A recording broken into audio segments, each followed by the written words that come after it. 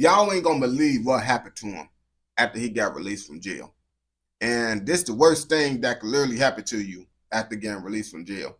And this happened to another rapper in Chicago, but I don't know the full details on the situation to know if it's exactly the same situation.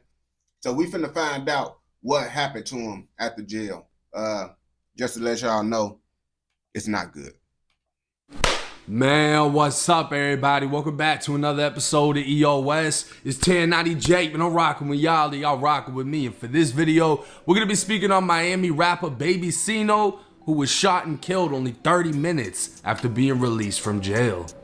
March 15th, 2022, a detective in Miami's Opa-locka neighborhood observed a gray Infiniti with a temporary tag traveling westbound on Opa-locka Boulevard, and an obstruction over the tag made the license plate unreadable.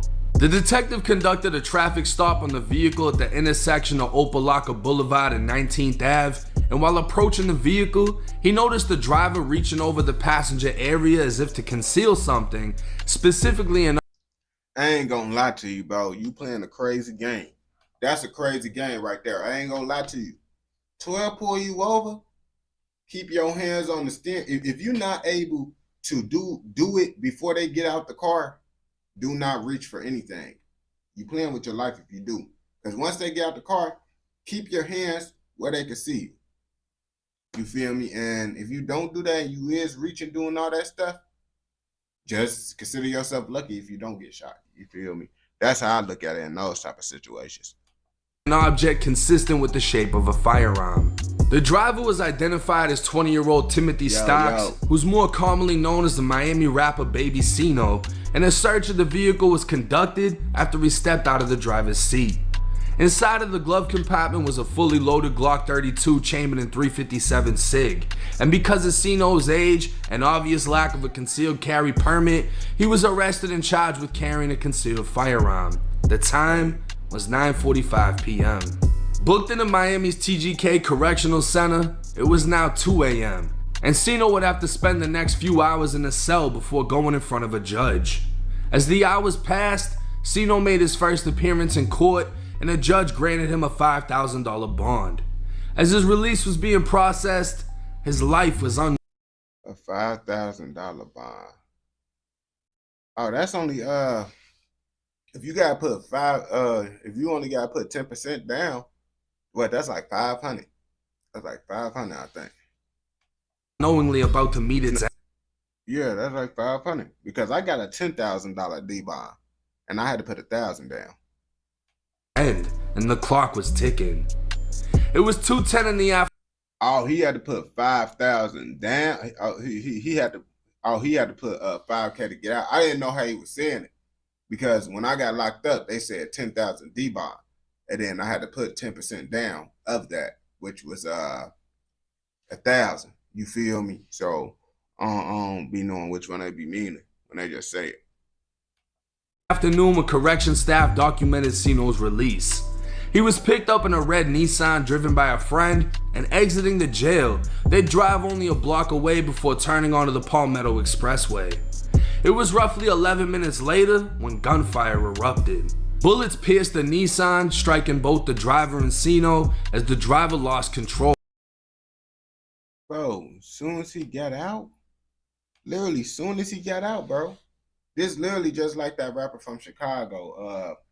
It was KTS Vaughn, brother. I don't know if he really was a rapper like that, but after he got released, he ended up getting unalived, and that was pretty crazy. I ain't gonna lie to you. Crashing into a barrier on the expressway. The shooting itself was over just as fast as it started. The driver was shot in the stomach, Cinco was shot multiple times, and the reality he once knew began to fade away as his body was shutting down. 911 calls from passing vehicles began to pour in at 2:45 p.m., stating a man with an AK-47 had shot up a car. Police arrived on scene, airlifting the 20-year-old driver to a nearby hospital. I ain't gonna lie to you, down south, they be using them choppers and stuff. Like, people be thinking like, oh yeah, the switch is just because they fast. People will survive a switch because y'all be missing and stuff. But them choppers, way more accurate, and you get hit with a chop, yeah, that's doing way more than what a little, you feel me, 40 gonna do. Hospital as Baby Cinco was pronounced dead at the scene, his jail wristband still attached. Roughly 40 shell casings were found at the scene, as over 28 holes could be counted in the windshield and hood of the car after passing through the vehicle and most likely passing through the bodies of the two 20-year-olds. The driver was transported in critical but listed in stable condition at the hospital, as his mom spoke with investigators stating she was on the phone with him at the time of the shooting. He was driving her car, she knew he'd picked up his friend from jail, and he said he was getting followed by a gray Jeep Cherokee that had tried to cut them off. With the news of the rapper's death spreading through the media, it's been said he was affiliated with the Boss Life street gang in Miami's Little Haiti neighborhood. With only one music video posted to YouTube, he can be seen by an apartment building on... It's crazy, because I seen you say, oh yeah, he from Little Haiti. I'm like, bro, what are you talking about? You telling me he came from Haiti to Florida? But I guess Little Haiti is a place in Florida, you feel me? I learned something new. On 56th and 3rd Ave, and the song itself was dedicated to 18-year-old Gary Laguerre, who went by Mello. He was found shot multiple times with a high-powered rifle outside of a corner store in Brown Sub. At this time, investigators are looking into the obvious that Baby Cinco was followed from the jail and ambushed on the expressway where cameras are limited, and while many witnesses saw the actual shooting, no suspects are in custody at this time.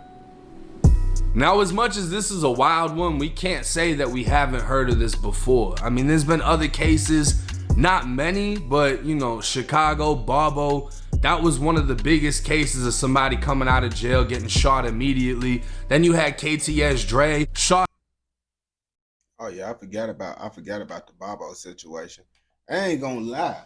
This just gave me, this is why I like doing these reactions. You see, take notes, man. Long form content could literally turn into short form content. Literally, he just gave me a short form content idea. He just literally lists 3 people that got unalived while leaving jail. I could turn that into a TikTok. You see? You see? Game is game. I hope y'all peeping. I ain't gonna lie. Don't take my idea though. Go use your own idea. Shot immediately after getting out of jail. In this case, the kid got onto the expressway, was 11 minutes away when somebody pulled up and just started shooting out of the vehicle. And I mean, for somebody else to be on the expressway and watch this shit go down and be close enough to say, hey, the shooter had an AK-47, Buddy must have been hanging out of the fucking window with that thing and just letting it go. And this is coming right after the murder of the other Miami rapper, Wavy Navy Pooh, who was from Brown Sub, and he said Wavy Navy Pooh. I ain't gonna lie to you. That name is kind of funny. I ain't gonna lie to you. Gunned down in a similar situation, not leaving jail. He was actually leaving the zoo or driving past the zoo with his family when his car was blazed with a shitload of bullets. Now, there isn't much of an explanation I can give to this. We don't have an arrest, and to be honest with you, he wasn't really a well-known rapper. He didn't have a major following in any sense. He literally had one music video posted to YouTube, but that... Oh, so this some local stuff, because you know 1090 J Key from Florida, Ghost, you from Florida, so that's why y'all know about this stuff. This some Floridian stuff, you feel me? And we don't condone anything inside this educational, informational documentary. In itself is enough to get you killed, especially if you're affiliated with the streets, and I highly doubt he got killed over his music. I'm thinking he more so just got killed because he's beefing.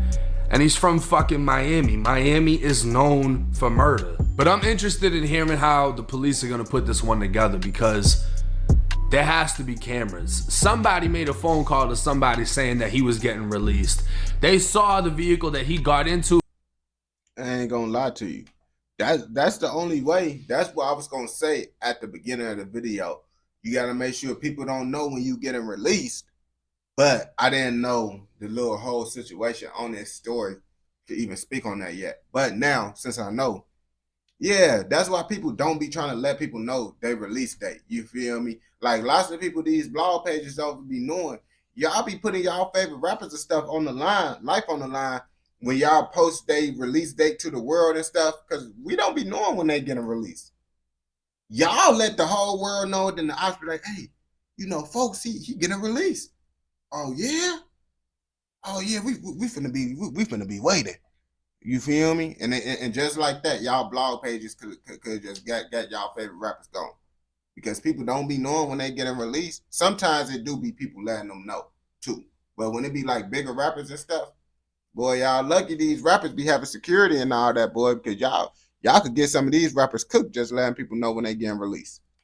Meaning most likely the people that are involved in this were at the jail, near the jail at the time, watched him get into the red Nissan and drove off, because it damn sure wouldn't make sense for his own friend to sell him out and his friend get shot in the process. Like, that doesn't make any fucking sense. So we can throw out that hypothetical, but 9 times out of 9 they were followed, and that gives the chance that the shooters are going to be seen on camera inside of their vehicle. But to be 20 years old, shot to death with an AK-47, and literally die 30 minutes after getting out of jail, to the point that as you're bleeding out, you die with the jail ID still on your wrist, it's fucking crazy and it shouldn't be happening. Yeah, no, that whole situation is wild. It's wild. But, you know, Florida is a place that got lots of stuff going on. We don't condone anything inside this educational documentary. I'd like to send my condolences and say rest in peace to the person that passed away in this video. We do not condone anything at all in this documentary.